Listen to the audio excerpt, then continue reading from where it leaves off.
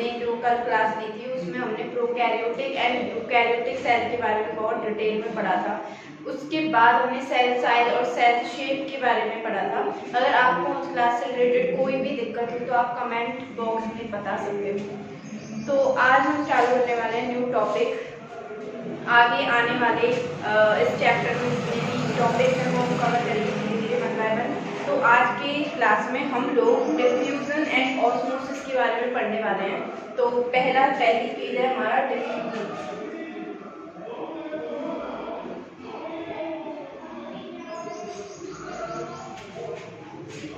पहला टॉपिक है हमारा डिफ्यूजन और ऑस्मोसिस। यहाँ पे पढ़ने का रीजन सिर्फ इतना ही है क्योंकि हमें सेल की एक्टिविटीज को समझना है कि सेल के अंदर होने वाली बहुत सारी मेटाबॉलिक एक्टिविटीज वो कैसे हो सकती हैं, उनके पीछे का रीजन क्या है। तो इस वजह से हमें यहाँ पे सेलुलर एक्टिविटीज को समझने के लिए हमें यहाँ पे डिफ्यूजन और ऑस्मोसिस को पढ़ने की नीड है।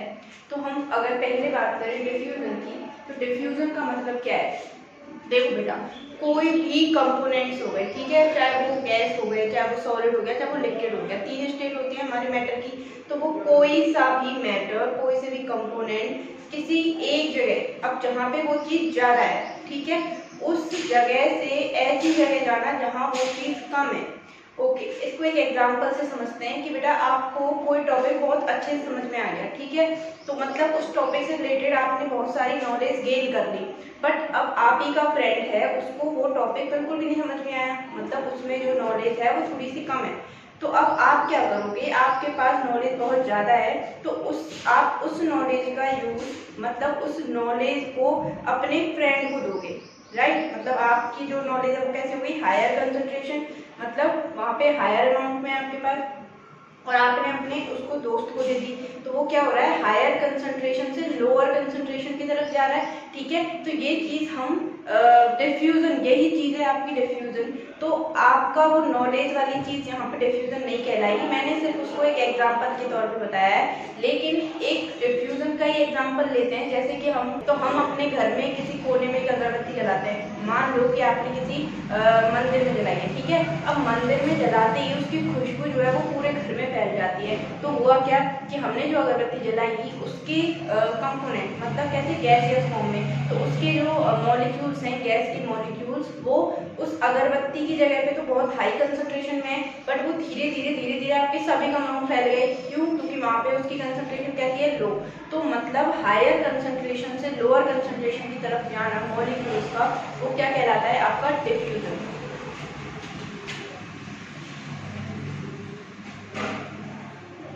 Higher concentration to lower concentration. Okay, तो यहाँ पे आपका अब दूसरी चीज आती है कि जो भी कंपोनेंट्स होंगे, क्या वो सब कंपोनेंट में डिफ्यूजन हो सकता है। फॉर एग्जाम्पल, जो आपके मैटर होते हैं वो तीन स्टेट के होते हैं, जैसे हमने बात करी सॉलिड, लिक्विड और गैस। तो क्या वो तीनों ही स्टेट में होने वाला ट्रांसफर, क्या वो डिफ्यूजन कहलाएगा? आंसर होगा यस। तीनों ही स्टेट में हम उसे डिफ्यूजन कहेंगे। अगर सॉलिड का होता है तो सॉलिड को भी हम डिफ्यूजन कहेंगे, अगर वाटर का होता है या गैस का होता है, किसी चीज का भी ट्रांसफर होगा हायर कंसंट्रेशन से लोअर कंसंट्रेशन की तरफ, वो कहलाएगा डिफ्यूजन। इसको अगर आपको और एग्जांपल से समझना है तो आप ऐसे समझो कि आपकी लंग्स हैं, ठीक है, आप इनहेल करते हो तो आप कौन सी गैस ले रहे हो, ऑक्सीजन गैस ले रहे हो, राइट। तो ऑक्सीजन आपके लंग्स तक पहुंची, लेकिन उसी लंग्स से वो ऑक्सीजन आपके ब्लड में जाती है, राइट। तो वो कौन सी प्रोसेस से जाती है, वो जाती है डिफ्यूजन प्रोसेस से। लंग्स में कैसी है वो O2 हायर कंसंट्रेशन में, आपके ब्लड में लोअर कंसंट्रेशन में। तो लंग्स से वो जो O2 है वो कहाँ पे आ जाएगी, आपके ब्लड में। तो ये कुछ एग्जांपल है आपकी डिफ्यूजन के, ठीक है। तो it occurs in all state of matter. अब तीसरी चीज हम बात करें कि डिफ्यूजन जो है वो कैसी प्रोसेस है, स्लो है या फिर रैपिड है। देखो बेटा, अगर ये स्लो होती तो क्या हम इतनी जल्दी हम इनहेल जो कर रहे हैं, फिर हमारे ब्लड तक ऑक्सीजन पहुंच रही है, फिर वो ब्लड जो है वो सेल्स तक आपके ऑक्सीजन को लेके जाता है, क्या वो पॉसिबल होता अगर ये स्लो होती तो ये थोड़ा सा कॉमन सेंस वाली बात है कि आपका जो डिफ्यूजन है वो बहुत ही रैपिड प्रोसेस होती है, क्योंकि जो आपके ट्रांसफर ऑफ कंपोनेंट्स हैं, जैसे हमने अगरबत्ती जलाई, अभी हमने थोड़ी देर पहले एग्जांपल देखा था, अगर हमने अगरबत्ती जलाई है तो वो खुशबू शाम तक नहीं आएगी, वो उसी टाइम जब आपने वो अगरबत्ती जलाई है उसके जस्ट कुछ सेकंड तक वो खुशबू पूरे घर में फैल जाती है। तो डिफ्यूजन जो है बेटा वो बहुत ही रैपिड प्रोसेस है।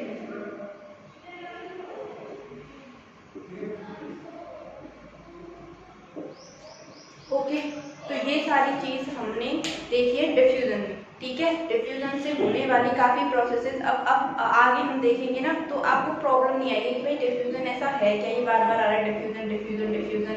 इनफैक्ट आपके जो प्लांट्स में फूड एंड वाटर ट्रांसफर होता है वो भी डिफ्यूजन के थ्रू ही होता है, ठीक है, क्योंकि जो आपके रूट्स हैं वो रूट्स क्या करते हैं, आपके जो सॉइल है उसमें से वाटर एब्जॉर्ब करते हैं, फिर उस वाटर को एब्जॉर्ब करके हर एक सेल तक पहुंचाते हैं। तो ये सारी चीज़ें ना डिफ्यूजन के थ्रू ही पॉसिबल है। तो नेक्स्ट है हमारा ऑस्मोसिस।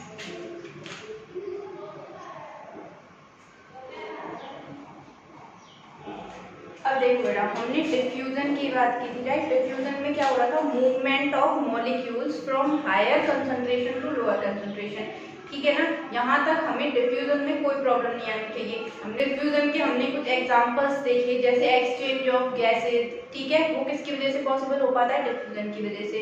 किसी फ्लावर की खुशबू आना, वो किसकी वजह से पॉसिबल है, डिफ्यूजन की वजह से। अब हम अगर दूसरी चीज लें कि ऑस्मोसिस, तो ऑस्मोसिस क्या होगा, diffusion of water molecules.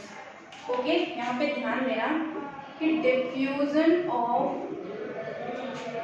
Water molecules, ये क्या कहलाता है बेटा, आपका ऑस्मोसिस। तो यहाँ पे कई बार ऐसा होता है कि बच्चे डिफ्यूजन एंड ऑस्मोसिस में कंफ्यूज हो जाते हैं, क्योंकि यहाँ पे भी ऑस्मोसिस में भी सेम चीज होती है कि आपका जो वाटर है वो हायर कंसंट्रेशन से लोअर कंसंट्रेशन की तरफ मूव करता है, लेकिन मैंने क्या कहा, movement of water molecules only. जबकि डिफ्यूजन में तो हम तीनों स्टेट के लिए बात करते थे, हम सॉलिड के लिए भी बात करते थे, हम गैस के लिए भी बात करते थे, इसलिए मैंने यहाँ पे स्पेसिफिकली क्या लिखा है, diffusion of water molecules is called osmosis.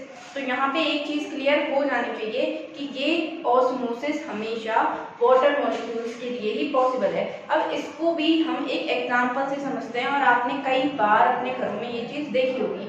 आप एक पोटैटो ले लीजिए, राइट, फिर उसको थोड़ी देर के लिए उसको छील के पानी में रख दीजिए।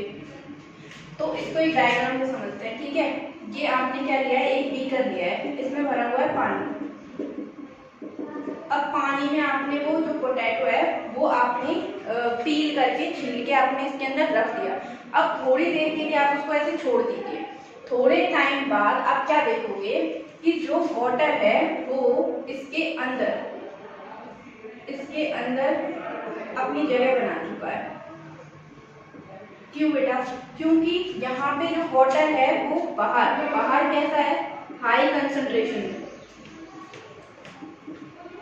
जो ये वाटर है वो बाहर कैसा है, हाई कंसंट्रेशन में, बट पोटैटो के अंदर वाटर कैसा है, लो कंसंट्रेशन में। ओके, तो ऑस्मोसिस में ये वाटर जो है, मैंने एरो बनाई डायरेक्शन दिखाने के लिए, वाटर की डायरेक्शन दिखाने के लिए, तो ये जो हायर कंसंट्रेशन से लोअर कंसंट्रेशन, तो उस पोटैटो के अंदर वाटर जा रहा है, ठीक है। तो आप अपने किचन में ऐसा कर सकते हो, वो आलू को आप उसमें रख दीजिए, बीकर में या गिलास में या फिर किसी भी बर्तन में, तो आप थोड़ी देर बाद देखोगे कि वो जो पोटैटो है वो थोड़ा सा फूल जाता है। तो वो फूल इसलिए ही जाता है क्योंकि बाहर का पानी उसके अंदर आ चुका होता है, और वो जो कौन सी प्रोसेस होती है, वो प्रोसेस होती है आपकी ऑस्मोसिस, ठीक है।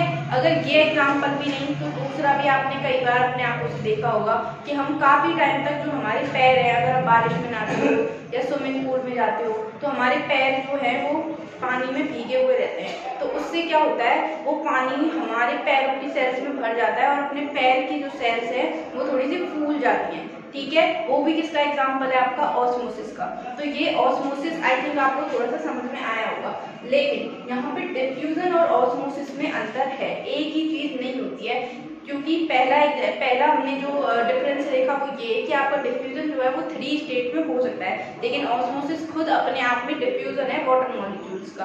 दूसरा, यहाँ पे डिफ्यूजन की जब हमने बात की थी, हमने कभी भी किसी भी तरीके की मेम्ब्रेन की बात नहीं की, राइट। लेकिन यहाँ पे पोटैटो, ये पोटैटो का जो आउटर कवरिंग है ये क्या है, एक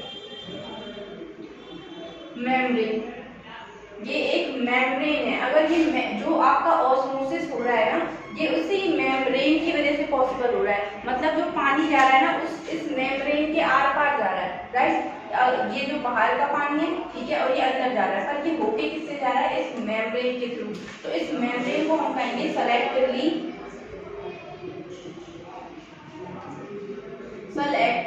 परमिएबल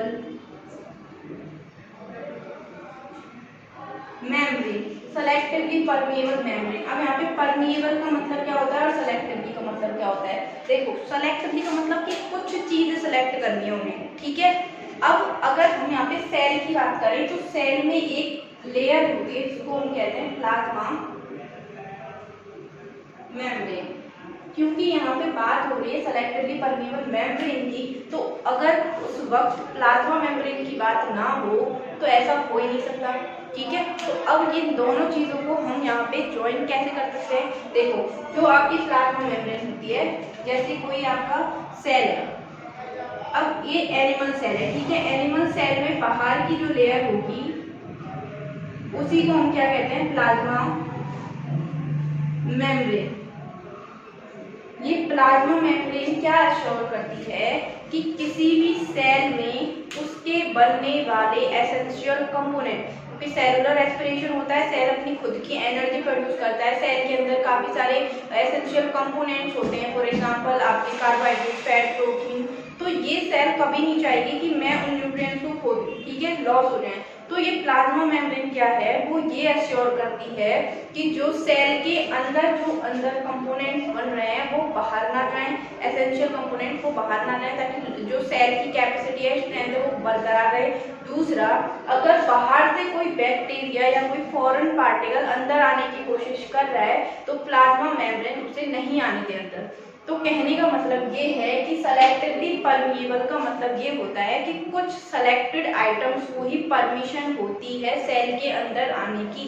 हर किसी ऐरे गहरे चलते फिरते को नहीं आ सकते अंदर, ठीक है। आप अपने घर में भी ऐसे करते हो ना, आप गेट खोलते हो तो कोई भी डिलीवरी बॉय हो गया या फिर कोई दूध वाला हो गया, आप हर किसी को अपने घर पे नहीं बुला सकते, राइट। आप सिर्फ कुछ स्पेसिफिक लोगों को ही, जैसे आपके मामा जी हो गए, आपके चाचा जी हो गए, हाँ भाई आप अंदर आओ, ठीक है। तो आप क्या हो गए वहाँ पे प्लाज्मा मेम्ब्रेन, और जो बाहर से आए हुए लोग हो गए फॉरेन पार्टिकल्स। तो यहाँ तक आपको चीजें समझ में आई कि सेलेक्टिवली परमिएबल मेम्ब्रेन का मतलब क्या है। तो ऑस्मोसिस होने के लिए हमें एक सेलेक्टिवली परमिएबल मेम्ब्रेन की नीड होती है, जबकि डिफ्यूजन में आपको कोई भी मेम्ब्रेन की जरूरत नहीं है। Diffusion does not require any semi permeable membrane और you can say selectively permeable membrane, ठीक है। तो यहाँ ये वाला क्वेश्चन बहुत बार पूछा जाता है कि what do you mean by selectively permeable membrane, और प्लाज्मा मेम्ब्रेन को हम सेलेक्टिवली परमेबल मेम्ब्रेन क्यों कहते हैं। क्योंकि वो सिर्फ कुछ सेलेक्टेड आइटम्स को ही अंदर आने की परमिशन देता है या बाहर जाने की परमिशन देता है, हर किसी को ऐरे गहरे को सेल के अंदर नहीं आने देता है। तो ये रीजन है आपका सेलेक्टिवली परमेबल मेम्ब्रेन होने का। हम ये कह सकते हैं कि जो ऑस्मोसिस होता है वो कौन से सेल ऑर्गेनल में होगा, वो होगा आपका प्लाज्मा मेम्ब्रेन में, क्योंकि प्लाज्मा मेम्ब्रेन आपके बोथ ऑर्गेनल्स में पाई जाती है, बोथ कौन से, प्रोकैरियोटिक में भी और आपका यूकैरियोटिक में।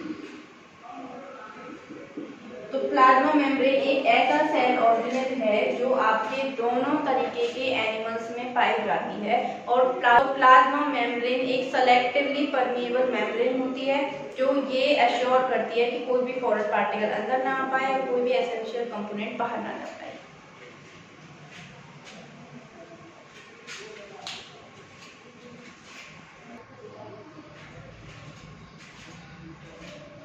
अगर हम ऑस्मोसिस की प्रोसेस की स्पीड की बात करें तो मैंने क्या कहा था कि ये पोटैटो जो होता है उसको आपको पानी में कुछ घंटे के लिए रखना पड़ेगा। अगर आप नहीं रखोगे तो वो ऑस्मोसिस, अगर आपने वो हैंड टू हैंड रखा और हैंड टू हैंड निकाल दिया तो ऑस्मोसिस नहीं होगा। तो इससे हमें क्या चीज़ समझ में आती है कि जो आपका ऑस्मोसिस है ये आपकी स्लो प्रोसेस है। तो ये डिफ्यूजन से अगर हम कंपेयर करें तो osmosis is a very slow process. In fact जो आपके प्लांट्स होते हैं इनमें मैंने अभी डिफ्यूजन समझाया था रूट्स के, तो अभी मैंने थोड़ी देर पहले रूट्स का एग्जांपल लिया था और आपको ये बताया था कि जो आपके रूट्स वाला पार्ट होता है, रूट हेयर्स जो होते हैं वो डिफ्यूजन के थ्रू पानी को एब्जॉर्ब करते हैं। क्योंकि उस टाइम तक हमें ऑस्मोसिस के बारे में नहीं पता था, लेकिन अब हमें ऑस्मोसिस पता है।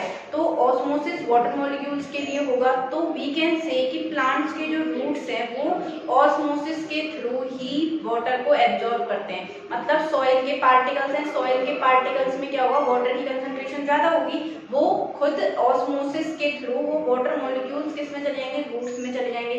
तो यहाँ पे जो प्रोसेस होती है वो कैसी होती है, स्लो, जबकि डिफ्यूजन जो होगा वो बहुत ही रैपिड प्रोसेस होती है। तो यहाँ पे हमने ऑस्मोसिस और डिफ्यूजन को बहुत अच्छे से समझा। नाउ हम टाइप्स ऑफ ऑस्मोसिस देखते हैं।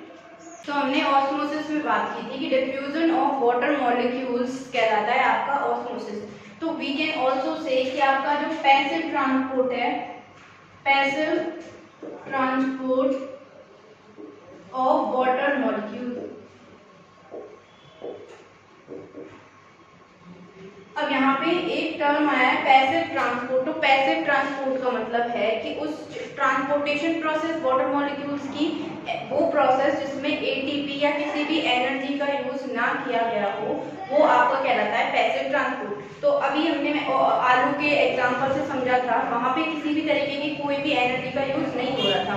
अब बात करते हैं कि ऑस्मोसिस से हम कैसे कैसे तीन सॉल्यूशन को हम डिवाइड कर सकते हैं। ऑस्मोसिस तीन तरीके से हो सकता है। फर्स्ट है आपका hypertonic solution, second isotonic solution and third hypotonic solution. तो अगर पहले की बात करें हम हाइपरटोनिक सॉल्यूशन की, तो एक वाटर है, यहाँ पे मान लो आप एक सेल रखी हुई है। अब इस सेल के अंदर सॉल्यूट की जो कंसंट्रेशन है वो बहुत हाई है,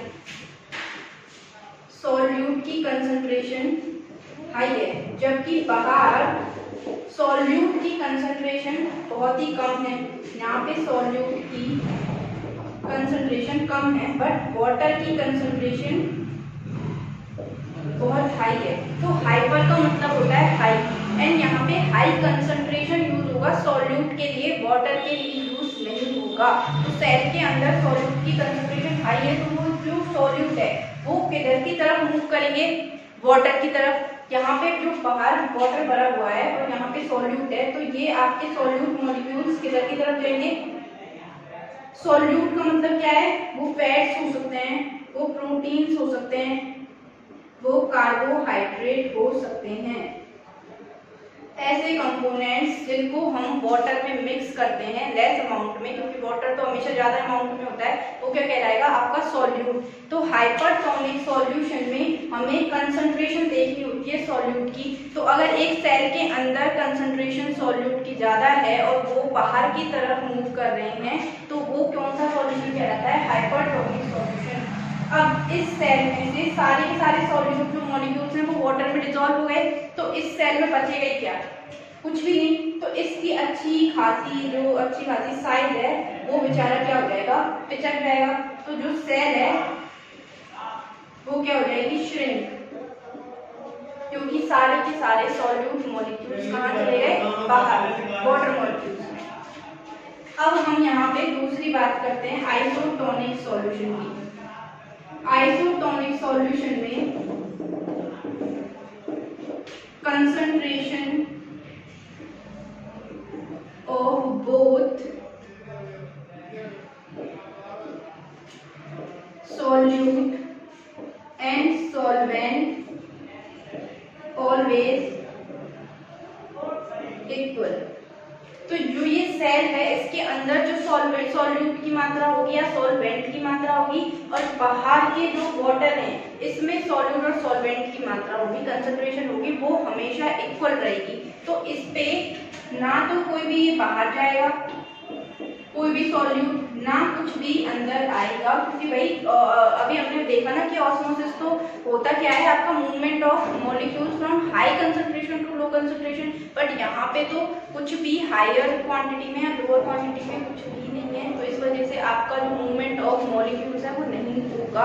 तो आइसोटोनिक सॉल्यूशन में सेल की size, cell size will always same. यहाँ तक ये दोनों सॉल्यूशन समझ में आ रहे होंगे कि हमने क्या देखा, हाइपरटोनिक, हाइपर मतलब हाई कंसंट्रेशन ऑफ सॉल्यूट, जबकि आइसो का मतलब होता है बेटा सेम।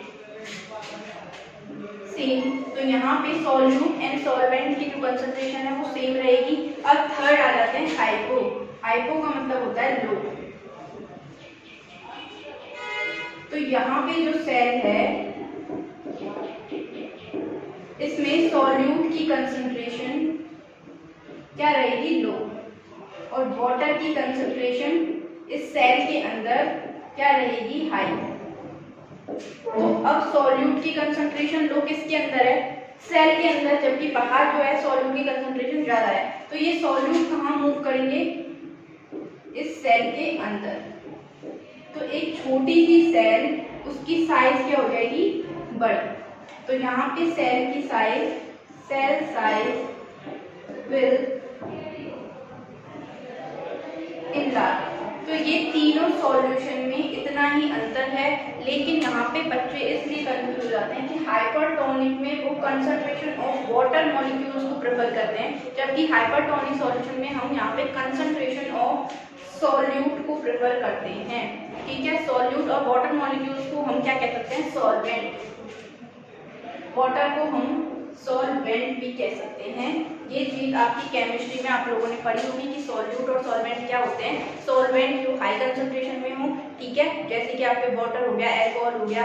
वाटर में हमने चीनी डाली तो वो चीनी जो है वो क्या हो गई, सॉल्यूट हो गई। तो यहाँ पे जो सॉल्यूट होंगे वो आपके फैट, प्रोटीन, कार्बोहाइड्रेट्स होंगे। ठीक है, हाइपरटोनिक सॉल्यूशन में ये सॉल्यूट इस सेल के अंदर बहुत ज्यादा है, बाहर वाटर में कम है, जो वाटर बीकर में भरा हुआ है उसमें कम है, तो वो सेल से बाहर आ जाएंगे। इस वजह से जो सेल है वो कैसी हो जाएगी, श्रिंक हो जाएगी। दूसरा आइसोटोनिक सॉल्यूशन। आइसोटोनिक सॉल्यूशन में जो एक सेल है और बाहर जो वाटर फिल हुआ है, इसके अंदर सॉल्यूट एंड सॉल्वेंट की कंसंट्रेशन सेम रहेगी, जिसकी वजह से सेल साइज पे कोई भी असर नहीं होगा।